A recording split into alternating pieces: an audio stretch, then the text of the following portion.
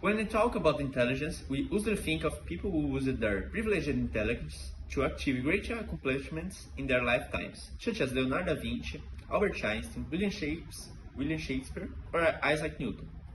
However, some of people with the highest scores of ever on intelligence quotient test never turned their genius into fame or fortune. Should I should be noted that IQ tests are highly impressive and controversial way to measure human intelligence. According to Wikipedia, it's true that we call intelligence that human possesses to recognize ability to learn, form concepts, understand, apply logic, and reason, including the capacity to recognize patterns, plan, innovate, solve problems, make decisions, retain information, and use language to communicate. Some say intelligence is fixed upon birth, others that brain power can be forged depending on an individual's mindset. And several subcategories of intelligence, such as emotional intelligence or social intelligence, are heavily debated as to whether they are traditional forms of intelligence. Have you ever heard about Christopher Langan? With an IQ reported between 174 and 210. Christopher Langan has doubled the smartest man in America, be scored in magazine 1999. His claim he is as bullied at school and abused at home for most of his life.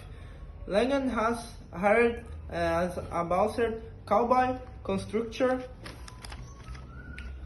worker, and forest ranger. I choose the jobs expected to be held by the smartest men in America. Maybe not even though they require knowledge and good skill from the worker. Langan thinks he's trouble partly due to the 30 points rule.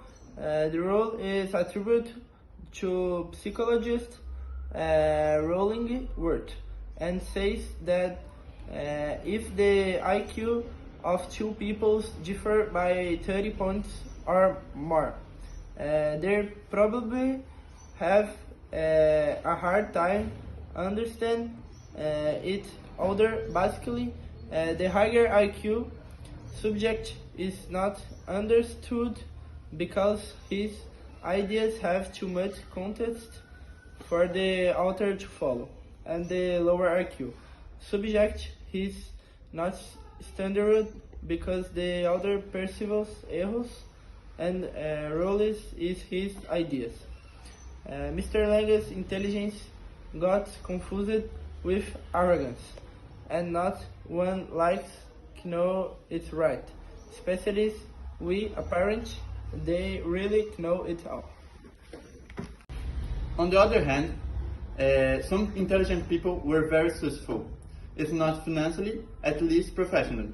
One of them was Mary Curie, also known as Madame Curie, a physicist and chemist who conducted pioneering research on radioactive, whose IQ scores it's above 180 and 200 by different measures. Mary Curie was the first woman to win the Nobel Prize, and the first woman to win it twice in two different categories, physicist and chemist. Also, Madame Curie was the first woman who taught at the Sorbonne School. Can be said that Madame Curie was intelligent, and your intelligence was really put to good use. The same can be said of Nikola Tesla, whose IQ was estimated at 160 and whooping at 310. He made a lot of money with the work of alternated current and induction motor, but died penniless in 1943. As the movie Forrest Gump makes clear, success is not determined by intelligence, nor is intelligence an obstacle to success, far from it. In the 1920, psychologist Lewis Terman investigated the emotional and social development skills of children with a genius level IQ.